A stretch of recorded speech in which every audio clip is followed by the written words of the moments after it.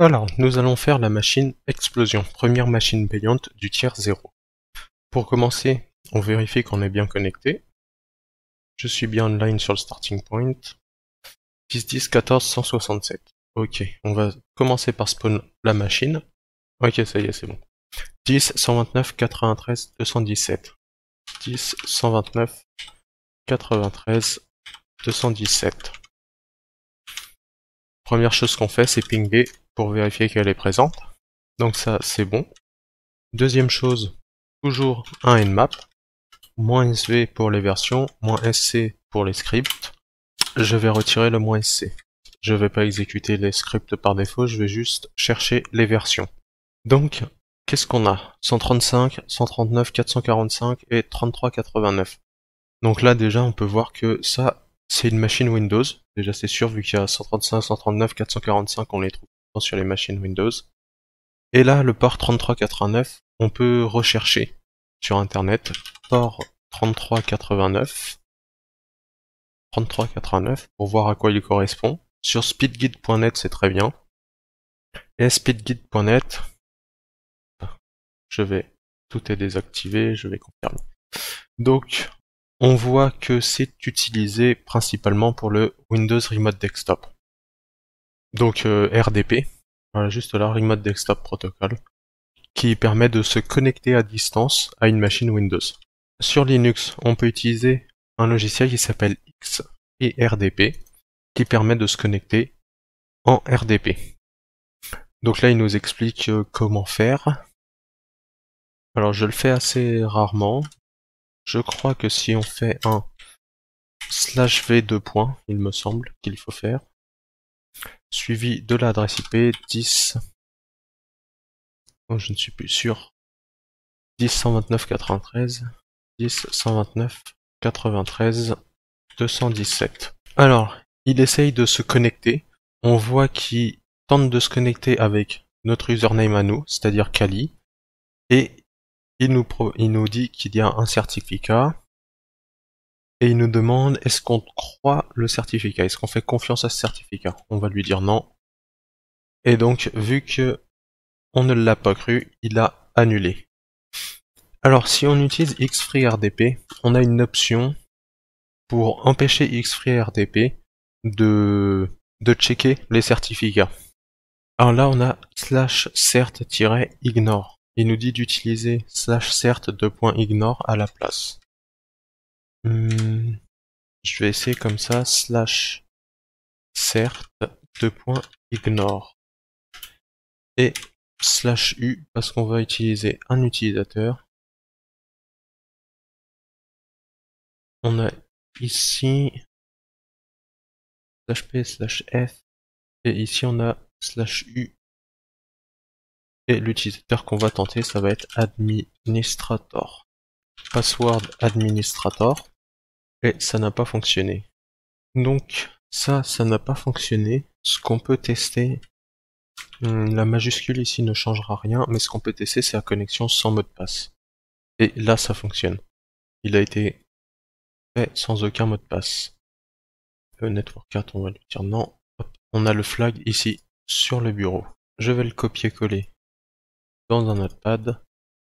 On dirait qu'il veut pas le copier-coller. Ok.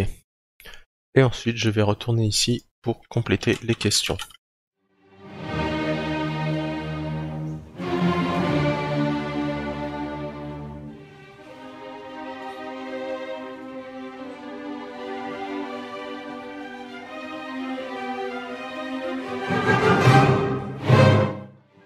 Et le flag HTB suivi du flag qu'on a récupéré. Et voilà.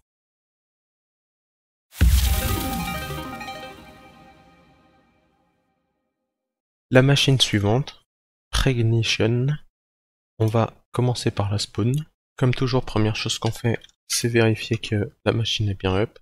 10 129 117 22. 10 129 117 22. C'est bon, elle est bien présente. Ensuite, notre nmap, -sv pour les versions, et on va faire -p- pour scanner absolument tous les ports. On peut même rajouter un -T4 pour aller plus rapidement. Donc tout ce qui est ouvert, c'est le port 80. On peut bien sûr visiter ce port 80, vu que c'est du web. Et on a la page d'Nginx par défaut. Donc ensuite, ce qu'on va faire, c'est qu'on va utiliser GoBuster ou TIR pour tenter de trouver un maximum de fichiers présents sur ce serveur web. Pour dire, on peut faire --help, voir de quoi on a besoin, mais on va avoir besoin de -u pour préciser l'URL. Donc ce sera http://10.129.117.22. Après le -u, on va simplement lui mettre un -w pour lui dire quel dictionnaire utiliser. Et je vais utiliser un dictionnaire de seclist. Alors, seclist, discovery, web content. Et là, on va prendre directory list, medium, small. On va prendre 2.3 small. Et ça va nous suffire pour découvrir les fichiers qui sont présents sur ce serveur web. Alors, GoBuster n'a rien trouvé. Ce que je vais faire, c'est que je vais rajouter l'option -x pour trouver les fichiers PHP. Là, on a un admin.php. Donc on va aller sur la page admin.php et on a un login. Donc, ce que je vais faire, c'est que je vais essayer de le brute force. Je vais faire ça avec Burp Suite. On peut le faire de plein de manières différentes. Il existe plein d'outils qui peuvent le faire, notamment FFUF.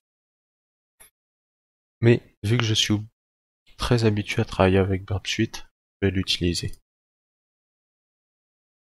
Donc ce qu'on fait, c'est qu'on ouvre Burp Suite, on vérifie que le proxy est on, donc ça c'est bon. Ensuite on se connecte à ce proxy Burp. Pour le faire, on peut passer par les préférences de Firefox, et tout en bas, Network Settings, on a ici Manuel Proxy. Et évidemment, pour entrer l'adresse de Burp, 127.0.0.1, port 80.80. Ensuite, ce qu'on va faire, c'est qu'on va tester.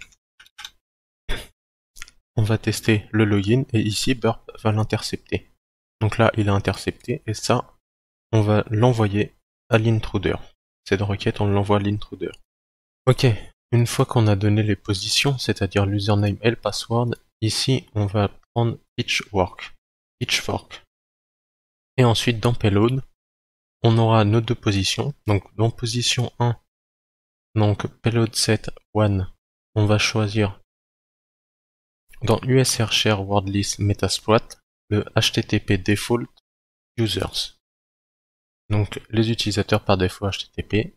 Et dans le 2, on va prendre HTTP default pass. Donc, les passwords. Une fois qu'on a fait ça, on démarre l'attaque.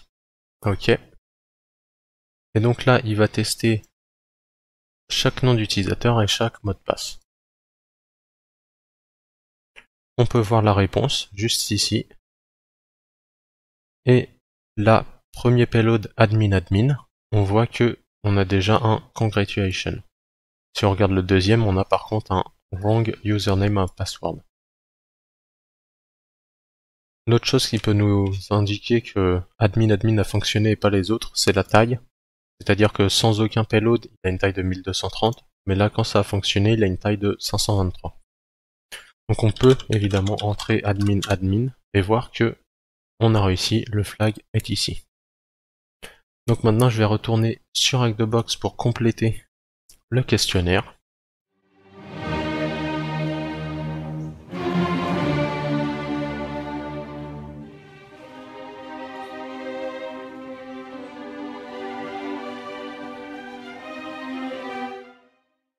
Et ensuite on peut rentrer notre flag HTB, hop, suivi du flag qui est ici. On le copie, on le colle,